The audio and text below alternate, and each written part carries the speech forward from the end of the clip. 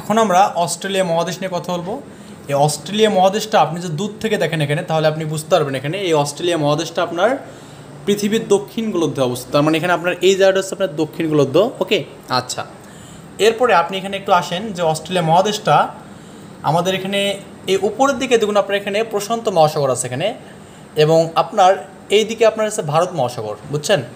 এই ভারত মহাসাগর এবং প্রশান্ত মহাসাগর এই দুটার মধ্যবর্তী কিন্তু আপনার অস্ট্রেলিয়া মহাদেশটা অবস্থান করছে। ওকে, আচ্ছা, এই অস্ট্রেলিয়া মহাদেশটা পৃথিবীর মধ্যে সবচেয়ে ছোট মহাদেশ।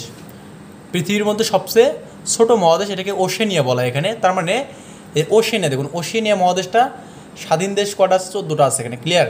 তাহলে ওশেনিয়া মহাদেশের স্বাধীন দেশ কটা? 14টা। এবং এইটা হচ্ছে আপনার এখানে ভারত মহাসাগর এবং কি আপনার এদিকে হচ্ছে প্রশান্ত মহাসাগরকে মধ্যবর্তী কিন্তু অবস্থান করছে এখানে। এবং এই অস্ট্রেলিয়া মহাদেশের রাজধানীর নাম হচ্ছে আপনার এখানে কি ক্যানবেরা। এই যে দেখুন এই জায়গাতে আছে এখানে ক্যানবেরা, বুঝছেন? তাহলে আপনার এই অস্ট্রেলিয়া মহাদেশের যে রাজধানী এটা হচ্ছে ক্যানবেরা, এখানে অবস্থান করছে। এবং এই অস্ট্রেলিয়া মহাদেশের এই বরাবর আপনার গ্রেট ব্যারিয়ার রিফ আছে এখানে। কী আছে এখানে? গ্রেট ব্যারিয়ার রিফ আছে এখানে।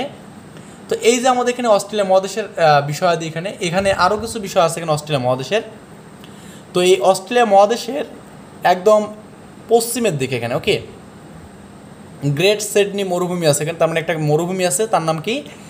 গ্রেট সিডনি মরুভূমি। ক্লিয়ার ব্যাপারটা?